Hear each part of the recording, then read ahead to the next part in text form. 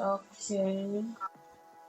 Were there any workplace barriers you faced or you encountered? If there were any, how did you overcome them?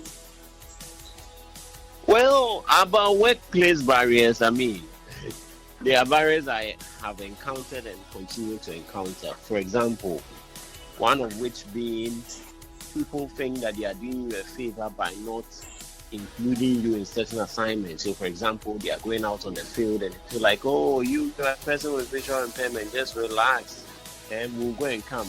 Meanwhile, that is depriving you of a critical aspect of your job where you need to go into the community, let the community members see you as an employee of the office. That alone is advocacy in of itself. Without even saying anything, it shapes perspectives, it shapes perceptions about disability. I've had situations where I've gone to on outreach programs with my office, and then after giving my submission, I now subsequently tell the kids in that school that, oh, I'm a visually impaired person. They say, oh, really? They don't believe it. I'm like, why don't you believe it? But it's simply because once we put ourselves out there, it's all about the perceptions they've had of a person with disability or a person with visual impairment. So for me, that is one barrier. There are other persons with visual impairment who would simply accept that offer and let it be. Meanwhile, you are depriving yourself of a critical aspect of advocacy and also self-development on the professional level. And of course, there are also attitudinal barriers with, your work colleagues who would not respect you, would not regard your opinions. That is then there is accessibility barrier, not getting the right tools or equipment, the reasonable accommodation. Sometimes it's just a laptop you need to work, and that is not provided. And so that makes working difficult. And especially in the public sector, where a lot of documents are even in hard copy, that can also pose a different kind of accessibility challenge for the individual with visual impairments. Yeah. I see. But Yes. do they even communicate with you why they don't want you to be part of that journey they're embarking on, or they just feel you are So, like inadequate? I Excuse my language. No, I'm just overwhelmed. I'm refusing to accept. That's why I I'm get asking again. no, I get you. The point is, they simply assume that they are doing you a favor. So even insisting is like, we are trying to help you. Just stay in the office. Don't do anything. Just sit there, press your phone. When it's time to close, you get up and go home. That's doing you a favor. So you have come to work, absolutely nothing, maybe apart from whatever job that might be available within the office. Then you do that. But if there is nothing to do and that day was set aside for going into the field to do some investigations or some checks on daycares or whatever. I'm using my office as an example, but it can apply to any other office role where there is a responsibility requiring that you have to go outside the office. Sometimes persons with disability who work in such environment, or persons with visual impairment specifically, are asked to stay at home or stay in the office, or even stay at home. Or don't come to the office today. We are going on the field, so don't come. And that for me is bad. Some persons with visual impairment don't see it like that. But again, that comes back to my point about self-advocacy. Knowing what your rights are in the first place is one thing, and knowing how to ensure that those rights are secured is another. Okay. Yeah. So not having adequate materials to make your work performance effectively, does it Exactly. personally affect you in any way? Absolutely. The absence of a computer. My office doesn't provide me a computer. Whatever work I do that requires me writing or engaging, requires me to use my own computer. But everybody there might be provided pens or papers. I lack a simple computer. And that means that my accessibility needs are not taken care of. My reasonable accommodation needs are not taken care of. And that for me is a huge problem. Yeah. Have you raised concerns over these issues before? Absolutely.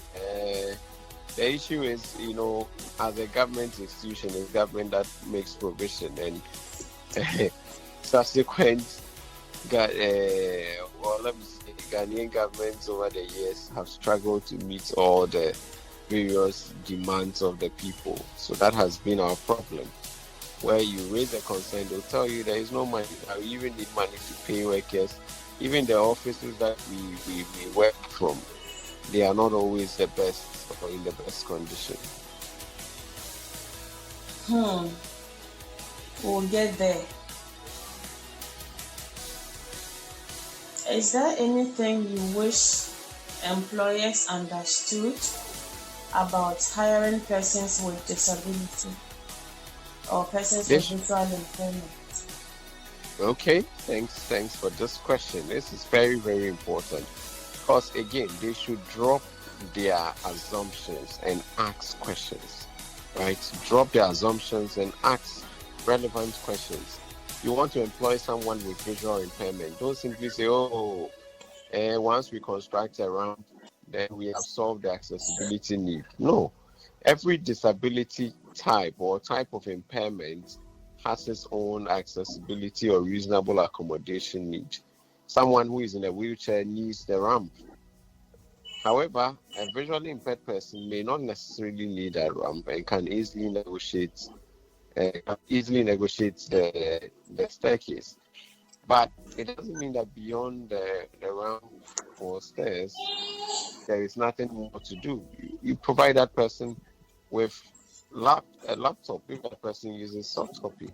Or else if the person is a braille lover, one of the people who say braille is what it is, try to make arrangement. But this is where I also call on my friends and my brothers and sisters who are persons with disability, specifically persons with visual impairment. Let's learn IT.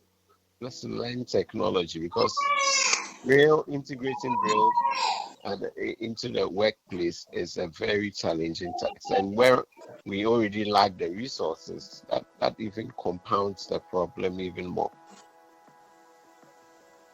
That's fine.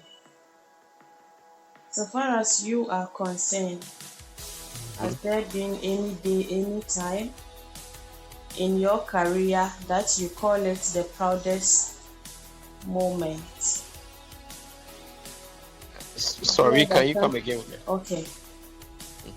What has been, or what would you call your proudest moment or accomplishment so far as your career is concerned? Proudest moment or accomplishment. Wow. I would say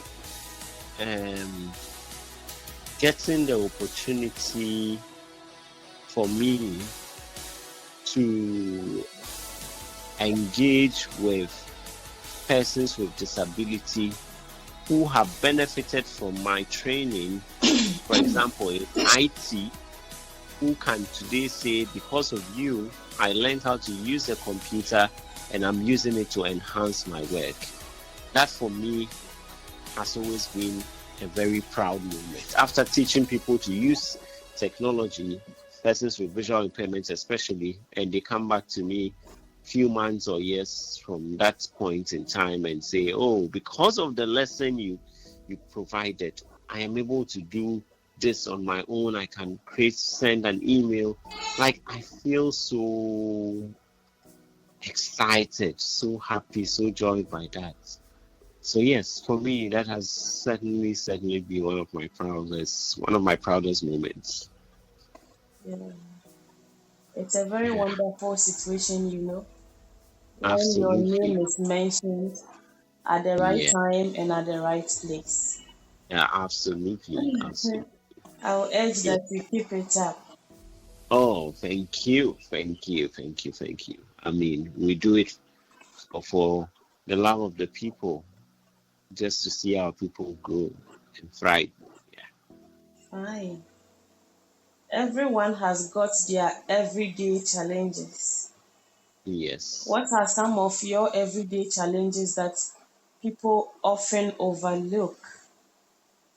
Well, mobility can be quite a concern. I mean, because our roads are not accessible, places are not fully accessible. I can hardly pick a trotro from point A to point B, depending on where I'm going. But most places in Accra are not accessible. The pavements or the sidewalks are littered with, potholes, or sometimes they're not even paved at all, or have poles. That's the part that really annoys me. They have poles right in the middle of the sidewalk, and they also have manholes right in the middle of the sidewalks. So that means that when I use a trotro and get off at the point, and I need to walk a short distance to take another car, I might be in serious trouble if there's no one else to help me. Alternatively, I have to take an Uber, and Ubers or Bolt or Yango or whichever one you use are very, very expensive. And so if you can't afford it, even if you can, it's a huge drain on your resources. And that for me is one thing I've realized, especially doing this law degree. One of the things that has really spent my money is transportation. So transportation is certainly a challenge I have identified. I see. It's quite disturbing. Yeah, but what can we say? We are just keeping hope alive. It is well. Gradually we'll get there. Absolutely I say true. this to console myself and any other person. Oh, yes, we will all get there someday. Sure, sure, sure. In the world of persons with visual impairment, I believe there is stigmatization. How do you personally happen to navigate yours through attitudinal behavior from society? Well, in terms of stigma, I mean, there are different ways of handling it. Sometimes you have to stand up to your bullies, depending on the situation and context. If you are being stigmatized against, it simply means that one doesn't understand the situation, and it can sometimes be open stigmatization where people openly say, "Oh, I will not give you this opportunity or let you get this because you are a person with visual impairment." Sometimes it's subtle. They don't tell it to your face, but they hide it. And that way, it creates all kinds of issues. Hmm,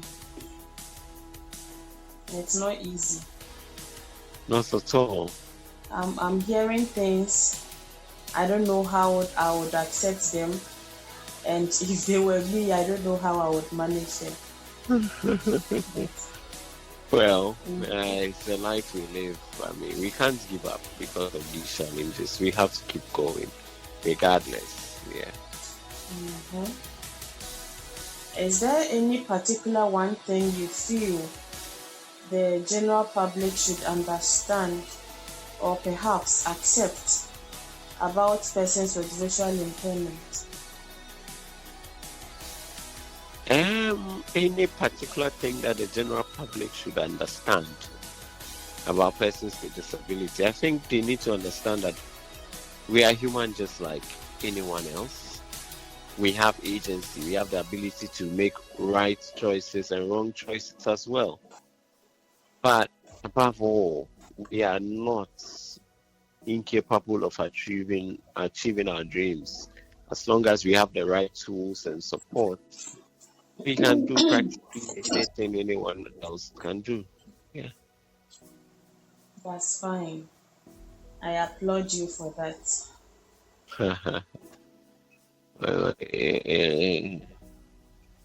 Thank you. Do you think there are some changes or perhaps any advocacy or any advocate to be done in Ghana or Africa to improve accessibility for people with visual impairment? Is my question clear? I think it can be done. Okay, wait, no, you take the question again. Let me answer it correctly. Do I think accessibility can be done? No, I'm asking of, is there anything you wish or you think can be improved upon, or is there Mm-hmm. anything you wish should be changed in Okay. Ghana or Africa generally to improve accessibility for persons with visual impairment? Well, I've just been talking about, um, providing computers for persons with visual impairment. I think that one thing that is required as well is coming up with a web content accessibility guideline policy for Ghana that is in line with the international web content accessibility guideline.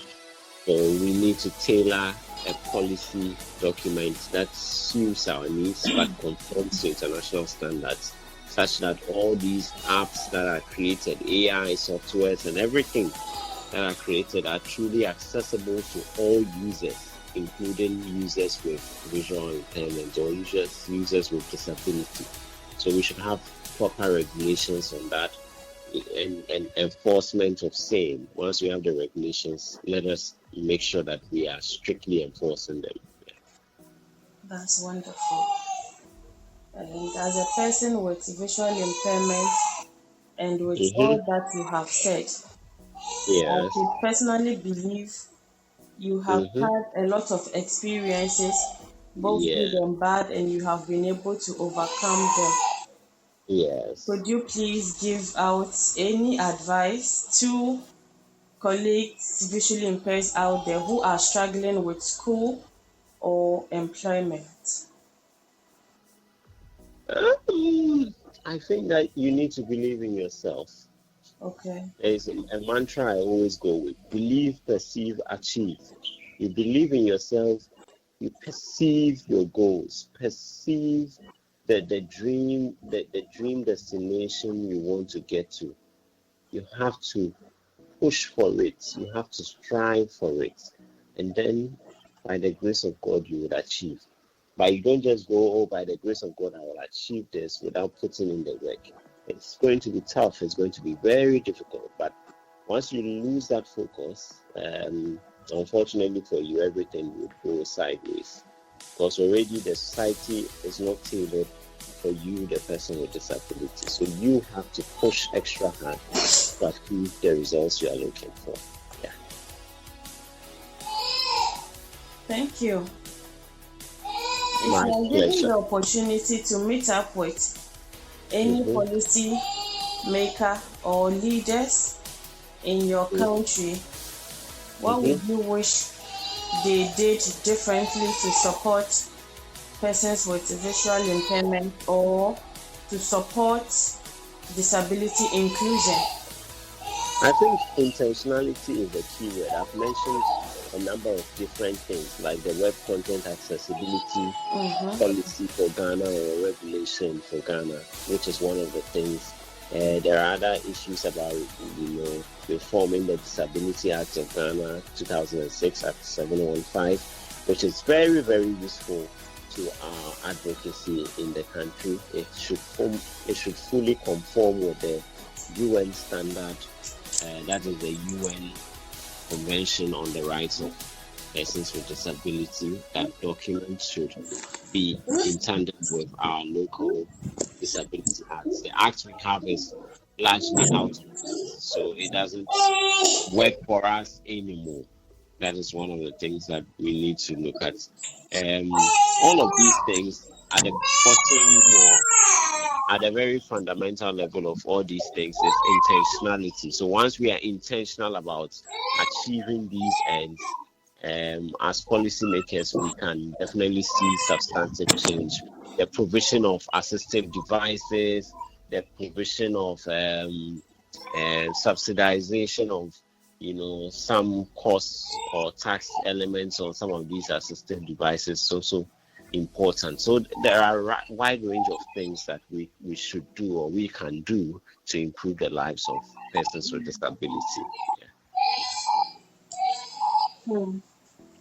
With all that you have mentioned, from the beginning to where we have gotten to now, Okay. I believe things might have been very difficult in some ways for you. So, Okay. in all this, how are you able to stay motivated and focus to be able to manage challenges like this? Well, I stay motivated because I tell people failure is not an option. If you fail, like a saying I've come to appreciate recently, if you fail or you don't succeed at what you ought to, or what you are aiming for, the world would never know that you tried. If you don't succeed, the world would never know that you tried.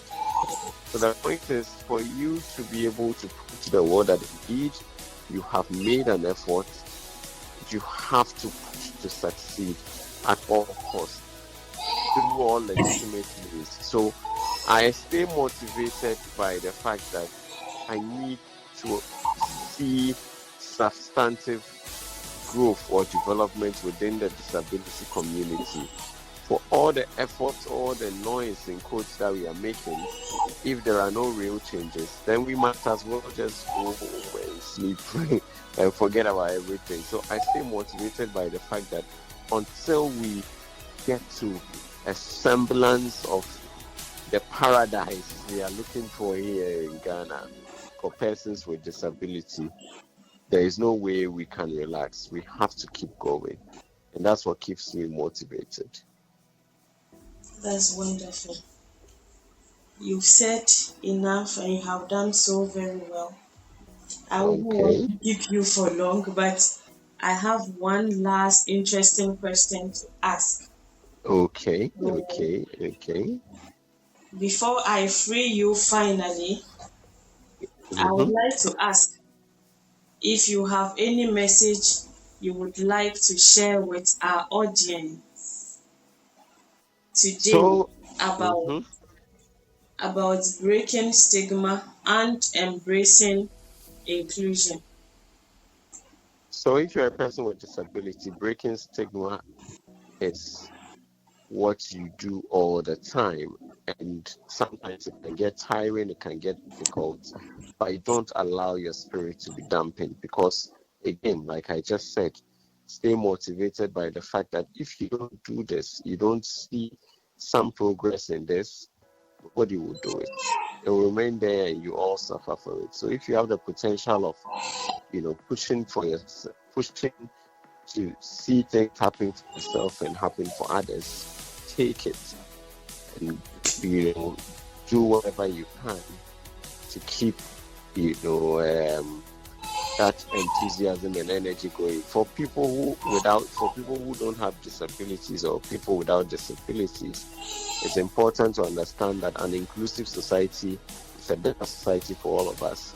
When we construct ramps for wheelchair users or people in the wheelchair, nursing mothers also use those ramps to carry their toddlers up.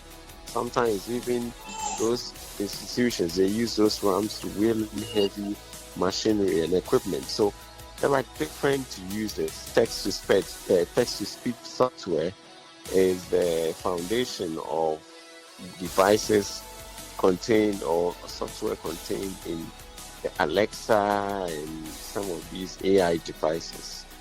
And so, for me, it's a good thing. Yeah. Thank you so much, Farid. My pleasure. Really appreciate your time with me. But no problem. Is there anything you would personally want to ask, or is there any question you would want to ask me?